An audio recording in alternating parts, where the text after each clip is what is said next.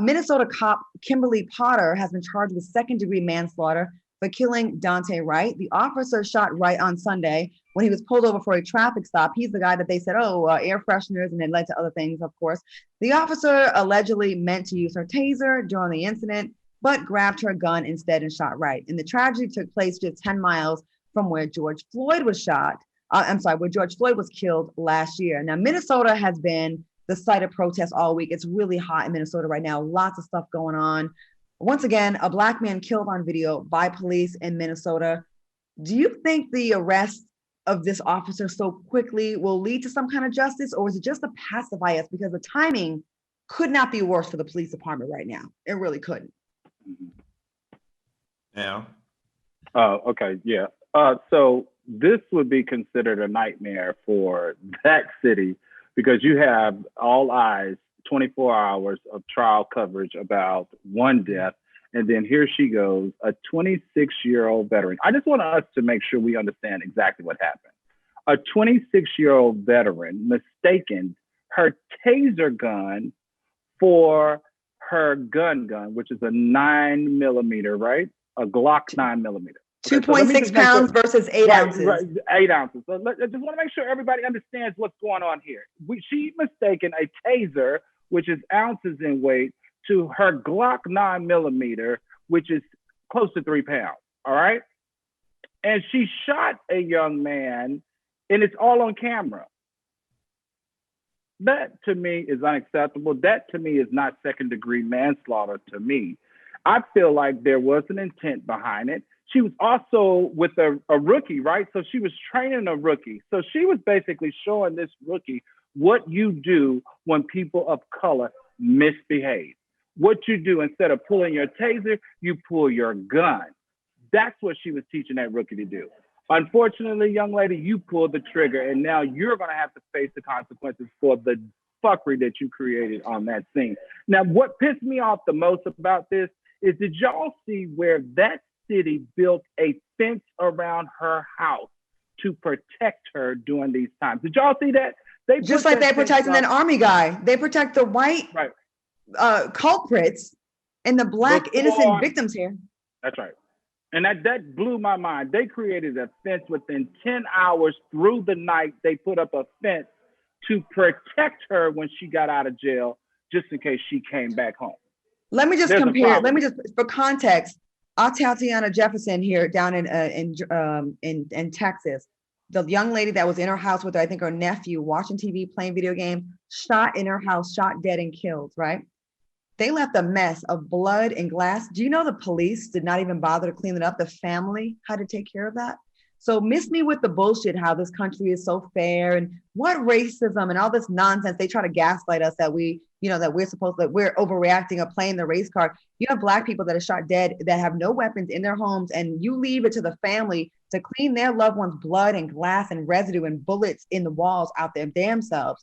But when white people feel threatened for what they've done to us, they get barricades built around their homes. They get protection. They get all kinds of, let's get into their backstory, and their daddy didn't buy them a pony when they were 16 and they were traumatized because their family had a divorce.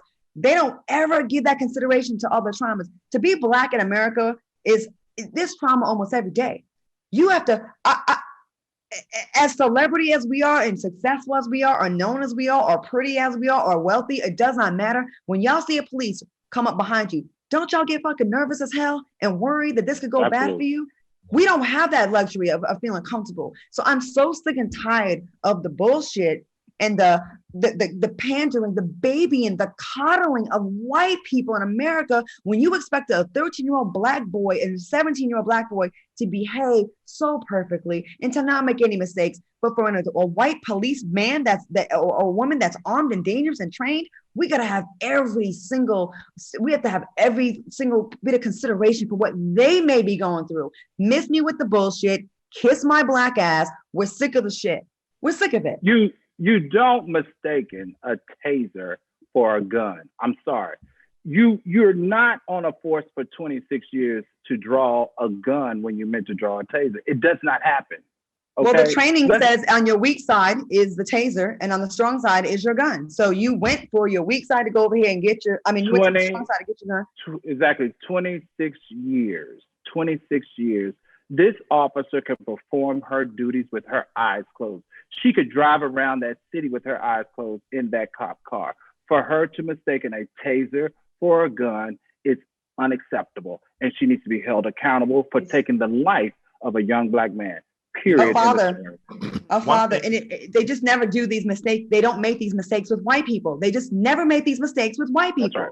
We don't hear these mistakes. Sorry, Funky. No, you're good. One thing I just wanted to add before we move on, and the reason why I've been so quiet during this particular story is because to be present in Black is to be angry all day long. And I know some people may not agree with me, and I know it may be naive of me, but I actually had to unfollow every news outlet.